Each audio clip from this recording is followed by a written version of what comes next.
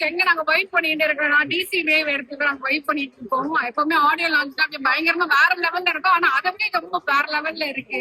ஏன்னா இப்பெல்லாம் பார்ட்டி மோட்ல ஃபுல் இன்ஃபுளுசரை கூப்பிட்டு செம்மையா வெயிட் பண்ணி இருக்காங்க. அதை என்ஜாய் பண்ண ஃபர்ஸ்ட் டைம் நானும் எனக்கு எக்ஸ்பீரியன்ஸ் பண்ண சூப்பரா இருக்கு.